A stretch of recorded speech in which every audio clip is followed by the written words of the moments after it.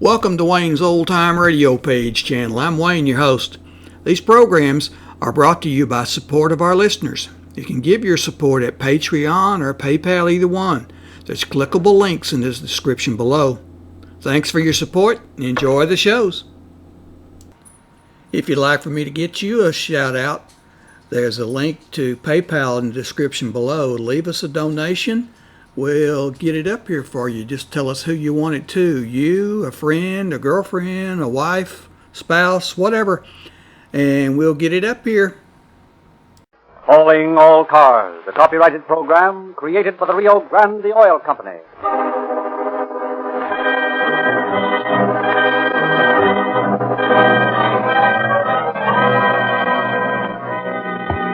Los Angeles Police calling all cars. Attention all cars, broadcast 5.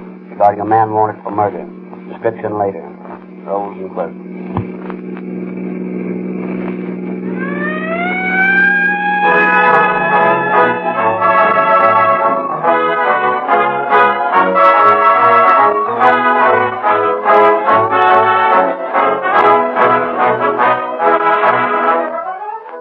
For several years, you have been hearing the statement that more police and emergency cars are powered with Rio Grande crack wherever it is sold than any other gasoline. Year after year, this statement is true. Can you ask for a more convincing testimonial? The competition is intense, yet no gasoline has yet been made that will outperform Rio Grande crack. That's why, year in, year out, the leading cities and countries, wherever Rio Grande crack is sold, select this gasoline above all others. They have yet to find any gasoline which is quicker to start, which accelerates as fast, which is as speedy and powerful. If Rio Grande cracked gasoline performs so superbly in these emergency cars, obviously it will give better performance in your car, too. If you are one of the many who think all gasolines are much alike, we challenge you to try a tank full of police car performance. Hundreds of thousands of motorists have accepted this challenge and have discovered that Rio Grande cracked has remarkable features which other gasolines lack.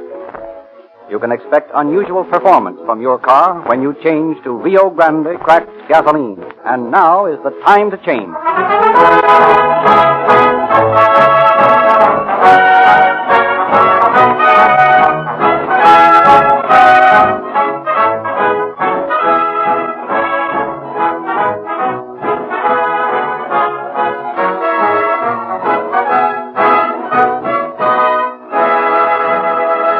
Now present Captain Bert Wallace, head of the homicide squad of the Los Angeles Police Department. Captain Wallace. Good evening, friends. I doubt if the respectable citizens listening to this broadcast have any idea of the brutal methods used by lawbreakers in their illegal extortion of money.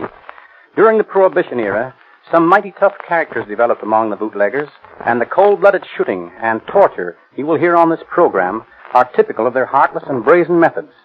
It is a tribute to the efficiency of your police that practically all of these cold-blooded killers of the bootlegger era have been tracked down and are now paying the penalty for defying society. It still amazes me that modern racketeers continue to think they can get away with it, when the record shows so plainly that every one of these tough guys is eventually caught by the police and punished. Our policemen, on their daily rounds, are in constant danger of being shot and killed. But as you will soon hear, the crook who attacks a police officer can never escape.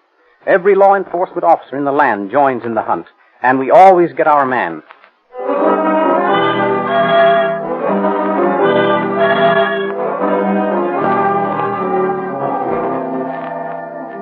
Tonight, we have selected the story of the killing of Deputy Sheriff Cookie Vehar for this episode of Calling All Cars. The story goes back to the middle of November 1932 for its beginning. The activities of the Los Angeles Police Department had made business bad for the bootlegger, and Rolly McAllister, a petty whiskey peddler, and his friend James Rogan, a sailor bootlegger, are discussing the situation. Can I tell you, Jim, it's getting tougher and tougher. Yeah, I know, Mac. The feds are clamping down so you can't get it in off the boat, and Davis's gang down at City Hall slap you down when you try to sell the stuff you make yourself. Yeah, it's tough, all right. You got another drink there? Yeah, here.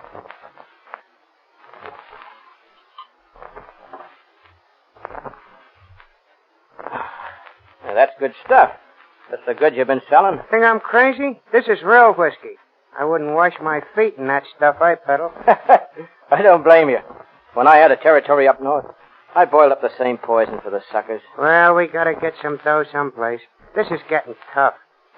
You got any ideas? Well, like I was telling you the other night, there ought to be a lot of dough in Blackie McKnight's joint down there on 7th Street.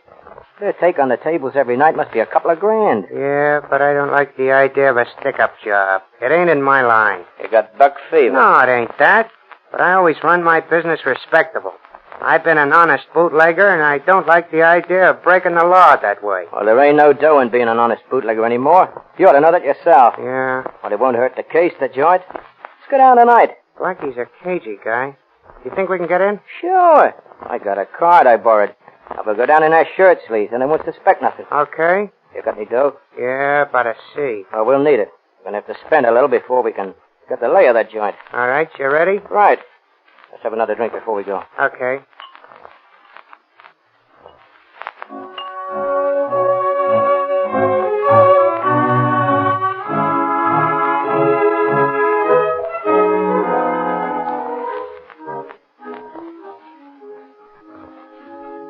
Sorry, boys, I can't let you in. We got a card, ain't we? Yeah, you got a card. And it's got your signature on it, ain't it? Yeah, that's just it. I never saw you boys in my life. I never made out this card to you. Look here, we got a card and we're coming in. No, you're not. Not until I make sure you're on the up and up. This card's made out to Tom Walsh. You him? No, I'm not. He's a friend of mine. You call him up and tell him Jim Rogan's down here. He'll tell you I'm okay. All right. You guys will have to wait outside, though. Okay. You're right. He sure is a cagey guy. He's got a lot of cash in this joint and he ain't taking any chances. Ever been here before? No. But I got an idea it'll be a cinch to knock over. Looks like there's only one way out and this is it. Looks that way. This guy got a very big mob hanging around? Not that I know of. I understand there's just himself and a couple of dealers and a bartender. Dealers will all be gone by the time we come back with the heaters. Maybe we'll have to pull a job without ever getting in first. Nah, Tom will okay me. Yeah, if he's home. Well, we'll know pretty quick. Blackie's coming back now. Well, what about it? Okay, boys. Tom says you're all right. What did we tell you? Well, you know how it is, boys. You can't afford to take no chances in this business. Yeah.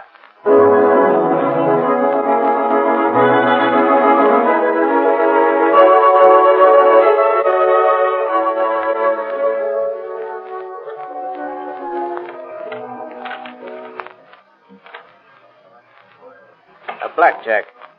Sure is a cold deck you got there, mister. Pipe down. Come on, let's get out of here. Oh, might as well. He's got all my dough. Listen, Stiff, we'll come back in a while and take it from him. It's a soft spot to stick up. Yeah? I'll get that dough I lost and a lot more. Sure you will. Don't shoot off your face now. We'll talk later with a pair of gats. Okay, let's go. Well, tough luck, boys. Yeah. You'll do better next time. Yeah, I think we will.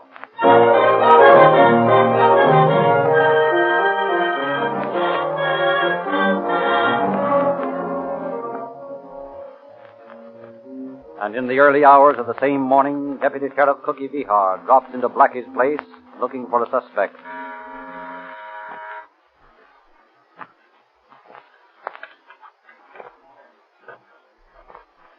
Hello, Cookie. Oh, Blackie? Come to make a pinch, Cookie? No, not this time, Blackie. Just looking for a guy, that's all. Oh. Nobody here now, Cookie, except Mike the bartender and one of the girls. Yeah? Well, I think I'll come in anyway. Okay, Cookie.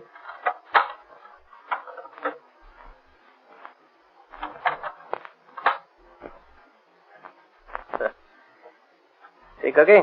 What did I tell you? Yeah. Who's in the back room? Nobody. I'll take a look. Okay, Cookie. You go ahead. I gotta answer the door. Oh, have a drink on the house, Cookie.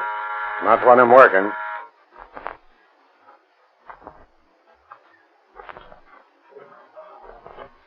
Oh. Hello, boys. Back again? Looks like it, don't it? Yeah, we got some more dough. Let us in. Okay.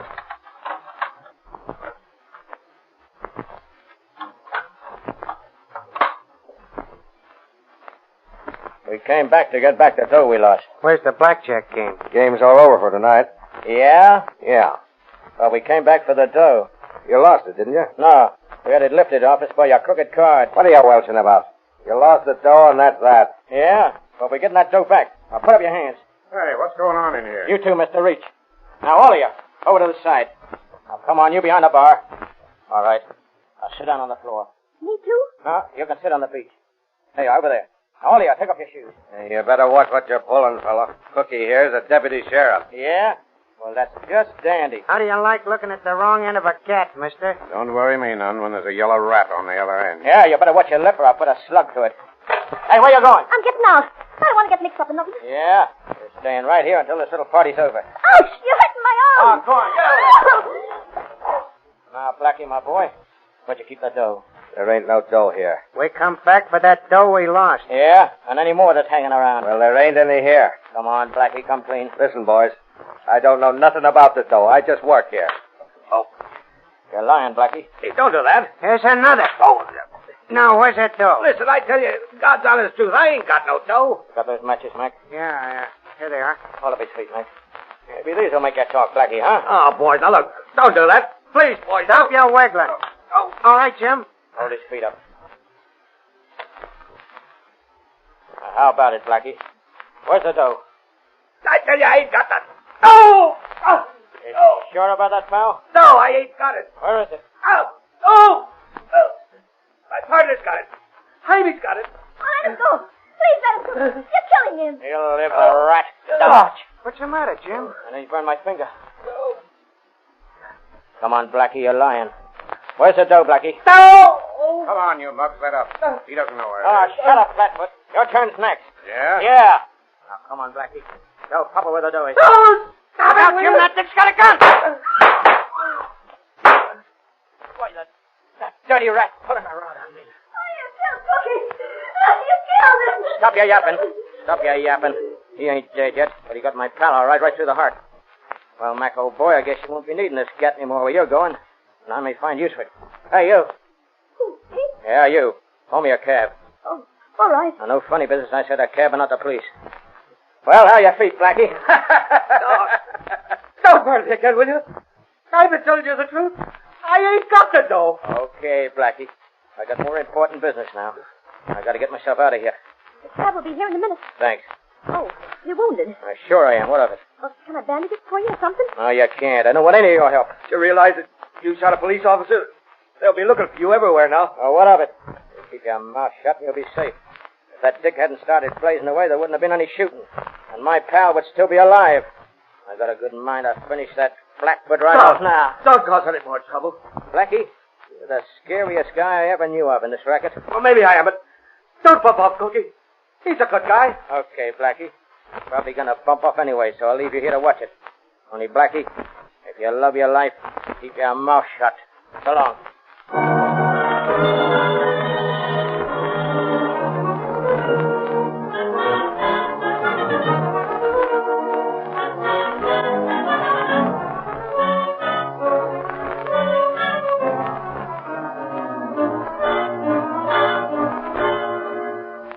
As soon as Rogan drives away in the cab, the bartender calls the police. A few moments later, Detectives Con, Dapper, and Ryan of the homicide squad, arriving on the heels of the ambulance, are investigating the scene of the crime. Yeah, what's it look like to you, Doctor? Well, I doubt if he has a chance. Ah, poor Cookie. Battling right up to the last. He's a rough hombre, that Cookie. I'll do everything you can for him, Doctor. You can bet we will. Now, any of you people know who this guy was that did the shooting? I never saw him before. He had somebody else's card. I phoned and checked on him, and he said he was okay. You don't know what his name was, eh? No, I don't. He did tell me his name, but I forgot. I heard this one here that's dead. Call him Regan or Rogan or something like that. When was that? Well, when they was in earlier in the evening. Rogan. Let's see. Oh, yeah. Yeah, here's his name in this dead guy's notebook. That's him, all right. Rogan. Jim Rogan.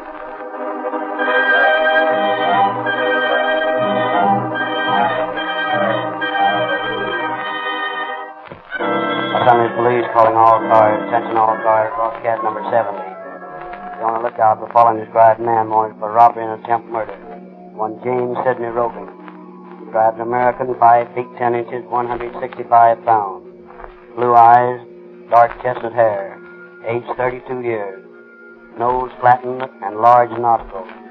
This man shot and seriously wounded Deputy Sheriff Vehar during a holdup on West 7th Street early this morning.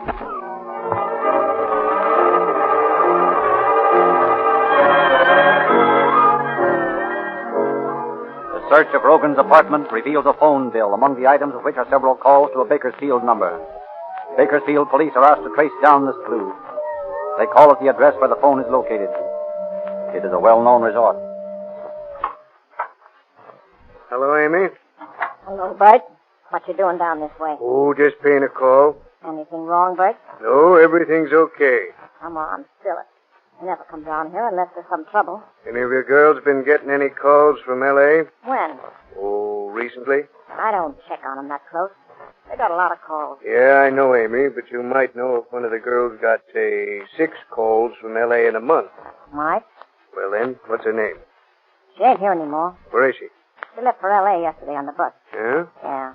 What was her name? Mabel's the name she went by here. Mabel what? Just Mabel. What'd she look like? Blonde. Young? Oh, 22 or 3. Where'd she go in L.A.? How should I know? Did she ever call L.A.? I don't know that either. Why not? It's a payphone, you dummy. Look for yourself. Yeah, that's right. Well, the phone company will have a record on that.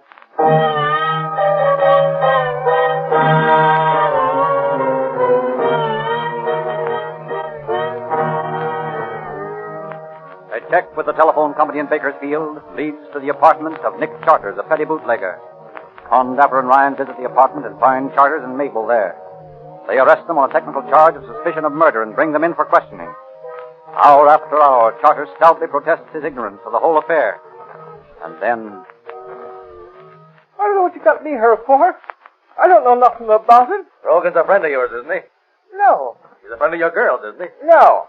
She isn't cheating on you, is she? Oh, no. Why? Well, Rogan called her up in Bakersfield 6 times last month. He did not. Did you call her 6 times? Yes, and more. Where from? Rogan's apartment? No. Then she's kidding you. Because we know somebody called her from Rogan's apartment 6 times last month. Oh, come on, Charters. We know all about it. Let's not waste any more time. Come on, tell us all you know. I don't know nothing. Oh, yes, you do. Now, look here, Nick. We know you weren't in on the shooting. But we also know Rogan went right to your place after the shooting. Well, how do you know that? That's right, isn't it, Charters?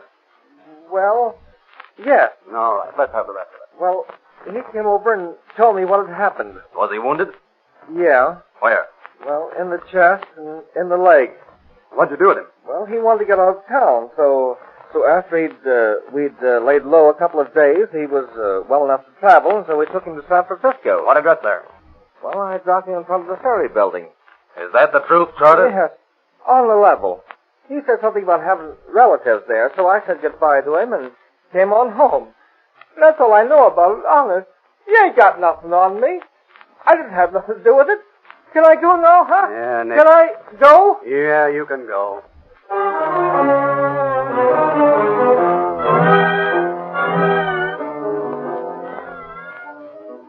And the trail ends at the ferry building in San Francisco. Although Rogan's relatives are watched by the San Francisco police, there is apparently no communication with Rogan. The earth seems to have swallowed him up. Descriptions of the killer are sent to police departments all over the world.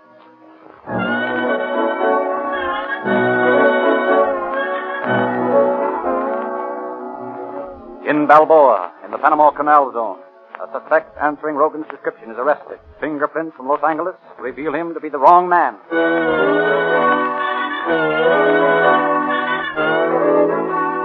The Oregon State Police hold a suspect. A checkup reveals their man to have a missing finger. He is released.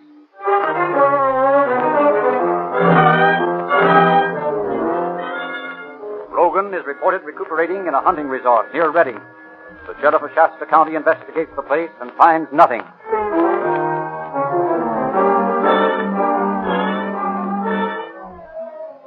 A girlfriend of Rogan's is discovered in San Diego. She claims she hasn't seen Rogan in a year, but she admits if she didn't know where he was, she wouldn't tell for fear of what he would do to her.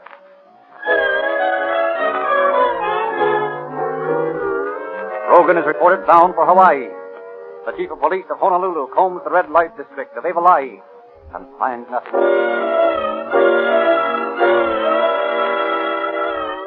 So for months, the fruitless manhunt drags on. Clue after clue is followed, leading nowhere. Vehar's brother officers of the sheriff's office raise a fund of $500 and offer it for Rogan's capture. The detective magazines print Rogan's picture and description in their show-up departments. Avid amateur detectives the nation over are on the lookout for the killer. Corinth, Mississippi.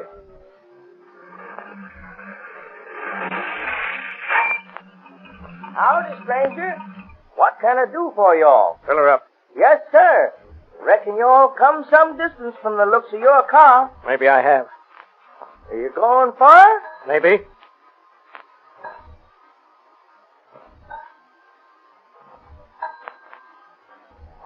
There you are. How much? That'll be $168. Oh, here, $2. Just a minute, I'll get your change. Oh, keep it. I'm in a hurry. Well, I'll be doggone if it ain't. Martha! Martha! Yes? Bring me that detective book. Which detective book? Have you got the picture of the dead girl in the cover? Yeah, that's right, the green one. Hurry. All right, I'm coming. Hold your horses. I'm coming as fast as I can. Ah, she was a pretty gal. Well, here you are. What you doing? Seeing things again? Martha, I do think we all seen $500 flying down the road. Yes, sir. Here he is. Ooh, talk then. Why, that fellow that just bought gas. James Sidney Rogan. Wanted. Dead or alive. Well, what's his license number? His what? His license number. Oh, Martha, I didn't get it. And you call yourself a detective. Well, just the same, I'm going to write to the chief of police in Los Angeles. He ought to know about this.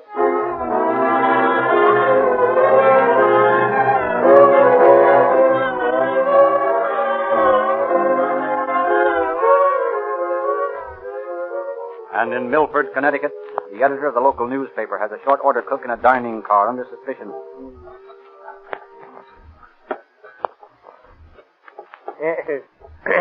Let me have a donut, too, huh? Coming up. Yeah. Thanks. Oh, say, you might give me some butter. Just put it on the coffee saucer there. Yeah, it's fine. Hey, you ain't been here long, have you? Oh, a couple weeks. Where'd you come from? Worked over in Jersey City. Yeah? Uh-huh.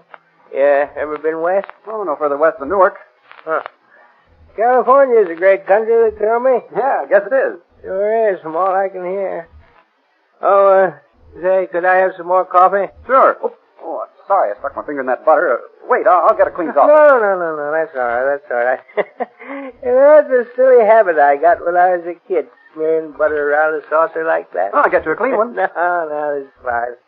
Say, you don't mind if I drink this over to the office, do you? We're going to press soon. I guess I better get back. It's okay with me.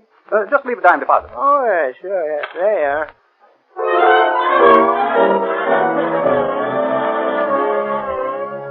Carefully preserving the finger-printed coffee saucer in his icebox, the amateur detective editor writes Chief Davis for Rogan's fingerprint and finds to his chagrin that his suspect has probably been telling the truth about never being west of Newark. At least he is not Rogan. So months pass, and Rogan remains at large, and then one day Inspector Davidson of the homicide detail calls Condapper and Ryan into his office. Well, here's the letter I thought would interest you boys. Yeah, what's it about? Rogan. Well, let's see it. Say, listen to this. Do you really intend paying $500 reward for the information leading to the arrest of Rogan? Because if you do, I can tell you where to find him. Just write me, care of General Delivery, San Francisco.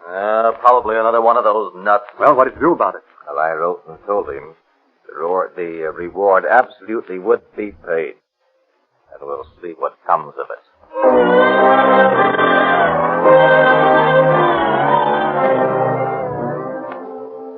Following up this latest clue, San Francisco officers, working under the direction of Chief of Detective Charles Delea of the San Francisco Police Department, throws a stakeout on the house pointed out to them.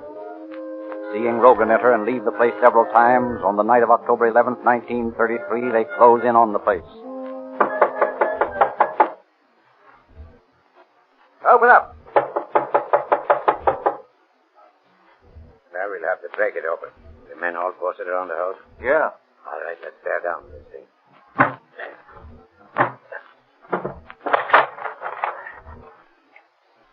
Remember your gas. You may need it. I already have. Throw your flashlight this way. Well, he's not in there. No, not in here. Now, wait a minute. Just heard a sound down the hall here. Look, the door's closed. All right, let's open it.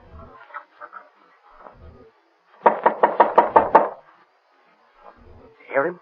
Yeah. Come on out of there. I will give you 3, and then I'll shoot through the door. 1, 2. Okay, don't shoot, I'm coming. Hello, Rogan. We're mighty glad to see you. I ain't glad to see you. I don't suppose so. If you'd have come a day later, you'd never had me. Yeah, how's that? I was lambing out where you'd never got me. Well, we figured we'd better pay your call pretty soon. Yeah? Well, how about it, Rogan? Are you ready to talk about that job down in L.A.? Yeah, I'll talk. Let's get out of here. I'll talk as soon as we get to headquarters.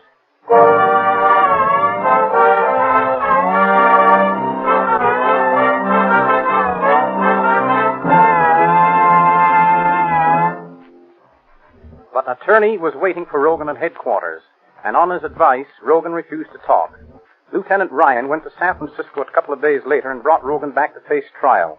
A speedy trial was scheduled and successfully prosecuted by Deputy District Attorneys Grant Cooper and George Stallman.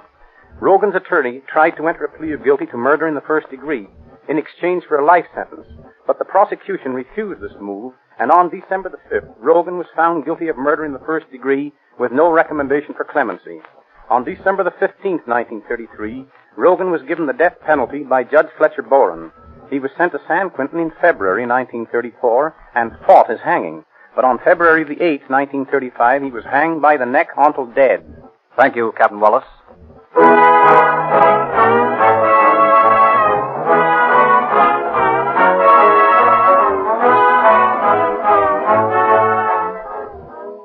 Hundreds of thousands of boys and girls have joined the Rio Grande Junior Police Department.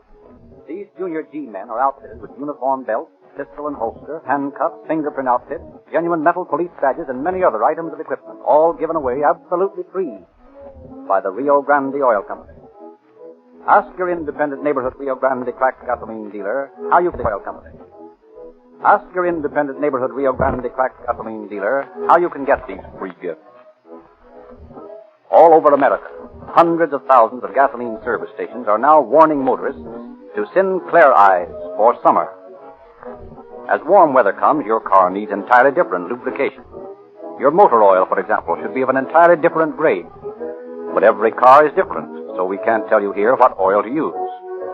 Your Rio Grande cracked gasoline dealer can tell you, for he has the latest information flashed from the factory that made your car, telling exactly what grade of oil and lubricant should be used on every part, and what changes should be made as your car grows older. Sinclair is one of the world's largest manufacturers of lubricants. Take your car wherever Rio Grande cracked gasoline is sold, and you'll get expert, scientific lubrication when you Sinclair Eyes for summer.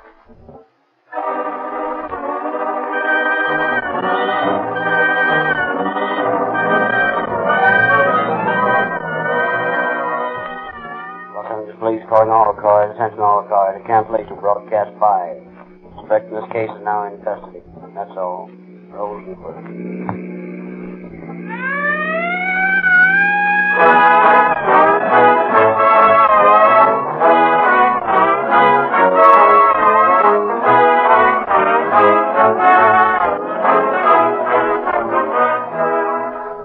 This is Frederick Lindsley bidding you good night for the Rio Grande Oil Company.